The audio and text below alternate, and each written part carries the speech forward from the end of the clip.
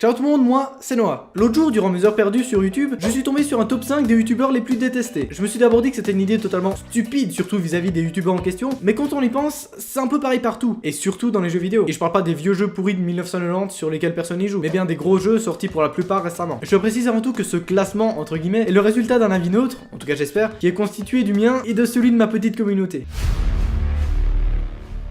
On commence tout de suite avec Agario, un jeu vidéo multijoueur gratuit développé par Matheus Valandares. Le joueur contrôle un cercle coloré représentant une cellule, dont le but est de grossir le plus possible en absorbant des cellules plus petites sans être absorbé par des cellules plus grosses. Putain, cette phrase était beaucoup trop longue. Le jeu s'est fait connaître à sa sortie sur le site 4chan, en étant d'abord uniquement disponible sur le navigateur web. Il est devenu populaire grâce aux médias sociaux, dont YouTube, notamment grâce à Squeezie et sa communauté. Mais alors pourquoi ce jeu est-il détesté par un si grand nombre de personnes? Encore une fois, je vais utiliser la comparaison avec YouTube. Prenez par exemple Cyprien et sa vidéo sur William. D'après moi, le but principal de cette dernière était de faire rire les gens, à l'aide d'un petit youtubeur de 800 abonnés réalisant des vidéos non travaillées avec une caméra et du matériel pourri, et surtout en essayant de faire le buzz en donnant des conseils de séduction. Sauf que lui-même n'a jamais séduit une fille. En résumé, on a un grand youtubeur qui fait de bonnes vidéos, qui critique un petit youtubeur qui fait de mauvaises vidéos. Sauf que ce petit youtubeur, au lieu de prendre note des conseils et des critiques du grand youtubeur, il va faire le buzz en gagnant plus de 100 000 abonnés en l'espace d'une semaine. Seulement, le petit bémol dans tout ça, c'est que ce n'est absolument pas mérité. C'est donc un immense coup de bol pour lui. Et bien voilà ce qui s'est passé avec Agario. Si vous remplacez le petit youtubeur par le jeu en question. Les graphismes sont pourris, ce sont des petites boules de couleur qui évoluent sur un fond blanc. De loin on dirait un arrière-fond de Windows 98, ou encore ça pourrait ressembler au Snake du type Nokia 3310, sorti en 1976. Et malheureusement, comme vous allez le voir vers la fin de la vidéo, quand les graphismes et le design sont pas au rendez-vous, la communauté de haters arrive en masse. Donc ce genre de personne, si tu lui dis que tu joues à Agario, il serait prêt à arracher ton smartphone ou ton clavier des mains pour le jeter dans la cuvette des toilettes et chier dessus. Ah, les Pokémon. Une communauté qu'on imagine principalement divisée en deux. D'un côté, des enfants de 6 à 13 ans qui considèrent les Pokémon comme un simple passe-temps, et de l'autre côté, une communauté de 16 à 25 ans passionnés et qui considèrent les Pokémon comme une véritable passion, comme son nom l'indique. Et d'après moi, jusqu'à la sortie du fameux Pokémon Go, cette dernière partie de la communauté était généralement rejetée, voire même insultée. On les prenait un peu pour des gros gamins immatures qui s'intéressent à de simples jouets. Mais lors de la sortie de leur dernier opus, nommé Pokémon Go, celui-ci devient rapidement un immense phénomène de société. Malgré ça, une grande partie des haters de Pokémon garderont leur statut. Et c'est pour cette raison que Pokémon Go est en 4ème position.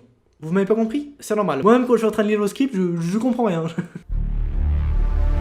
Quoi de mieux de prendre un univers déjà existant, d'y ajouter un oiseau pixelisé et d'en faire un jeu de score pour réunir 80% des moutons de l'App Store. C'est en effet ce qui avait été fait avec le jeu Flappy Bird, qui a eu une fin assez tragique, on va pas se mentir. Il a subitement disparu de l'App Store et de tous les sites où on pouvait le télécharger. Mais pourquoi? Parce que pour la première fois, des personnes n'ayant jamais joué à ce jeu l'accusent de plagiat graphique de l'univers Mario et d'arnaque. 2 jours plus tard, Blue Cloud Solutions, une société américaine de marketing sur mobile, soupçonne que le développeur vietnamien ait fait appel à des hordes de faux joueurs, donc des faux comptes, pour donner une bonne note à son jeu. Et pour la première fois, ces personnes-là avaient raison. Le 8 février 2014, le développeur de Flappy Bird, Nguyen, annonce que le jeu sera retiré des plateformes Google Play et App Store le lendemain à 11h du matin.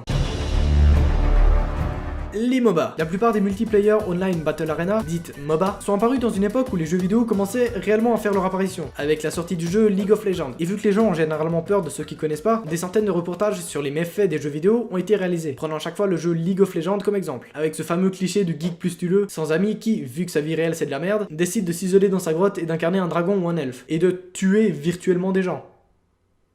Heureusement, aujourd'hui, ce cliché a un petit peu disparu. Mais ça pourrait néanmoins être le sujet d'une prochaine vidéo. Mais du coup, putain, j'ai passé 3 heures à expliquer l'histoire de League of Legends. Pourquoi ce jeu est-il toujours aussi détesté? En réalité, à cause de 3 parties de communauté. En premier lieu, ceux qui pensent que ceux qui y jouent sont des gros geeks plus styleux, comme l'indiquent les documentaires. Et croyez-moi, il y en a. En second lieu, tout simplement ceux qui détestent les jeux où on voit son personnage à la 3ème personne. Et enfin, tous les gens qui ne supportent pas les univers fantastiques.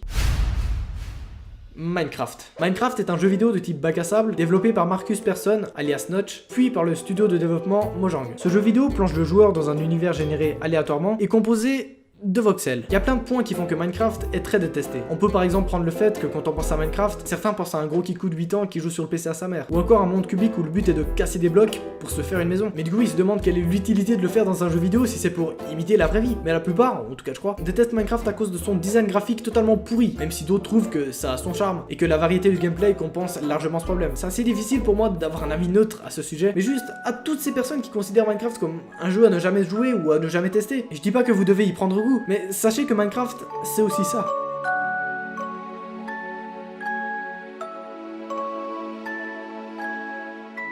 il suffit juste de s'y intéresser un petit peu. Avec tout ça, j'espère vous avoir bien rempli l'esprit, et sachez que je cherche en aucun cas à rabaisser les jeux en question. Même si peut-être d'après moi, certains méritent vraiment pas leur succès, pendant que d'autres petits développeurs ont des idées géniales, mais aucun moyen, si ce n'est le temps, d'acquérir leur communauté. Mais comme j'ai dit au début, quand on y pense, c'est un petit peu pareil partout, et surtout sur YouTube, non?